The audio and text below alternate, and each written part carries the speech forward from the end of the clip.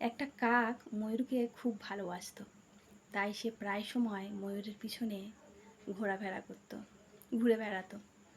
তা একদিন ময়ূর সেটা বুঝতে পারে, বুঝেও না বোঝার ভান করে কাককে এড়িয়ে চলে। তা অনেক দিন পরে ময়ূরের বাসার সামনে একটা হলুদ রঙের খাম আসলো। ময়ূর সেটা বুঝতে পারলো যে কাক এটা পাঠিয়েছে। তা সেই খামটা খোলার মাত্রই খামের মধ্যে দেখলো যে একটা কালো রঙের ছোট্ট ফুল আছে। এরপরে কিছুদিন কেটে গেল। ময়ূরের সাথে কাকের অনেক দিন পর দেখা হওয়ার পরে কাককে ময়ূর বলল যে তুমি তোমার গায়ের রং যেমন কালো, তুমি তোমার রুচিটাও ঠিক কালো। কারণ এত রঙের ফুল থাকতে তুমি সেই কালো ফুলটা আমাকে পাঠিয়েছ। ময়ূর এটা বলল।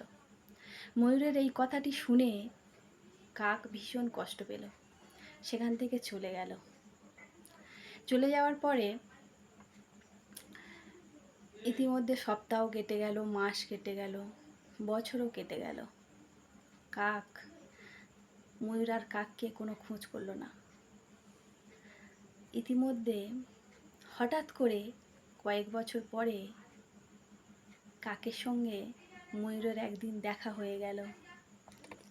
তা কাকের সাথে ময়ূরের দেখা হয়ে যাওয়ার পরে ময়ূর কাককে বলেছিল যে সবাই তো আমার সুন্দর রূপ দেখে ভালোবাসে, তুমি কি আমাকে ভালোবাসতে চেয়েছিলে?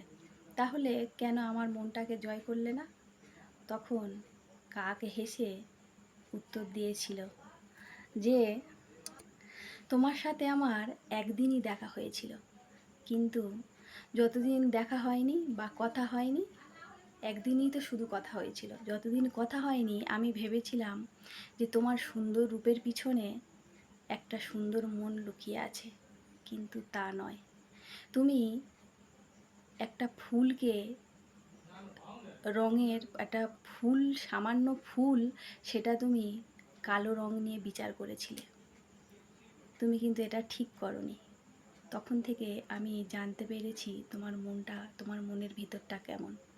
তাই আমি ভেবেছিলাম যে আমি মরীচিকার পিছনে এতদিন ছুটে বেড়াচ্ছি, তাই তো নিজেকে সরিয়ে নিলাম।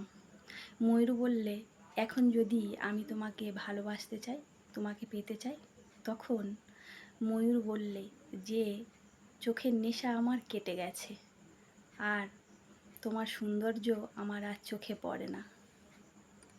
তাই অনেক সময় ময়ূরকেও কাকের মতো লাবণ্যহীন মনে হয়। এই কথাটি কিন্তু সত্যি। আপনার ভেতরটা যদি অসুন্দর হয়, আর বাহ্যিক দিক কখনো মানুষকে প্রভাবিত করবে না। তাই মনের ভেতরটা সুন্দর ও বেটার করতে চেষ্টা করুন। যদি না করেন, তা না হলে ময়ূরের মতো সুন্দর হয়েও আপনি কিন্তু কাকের মতো লাবণ্যহীন হবেন।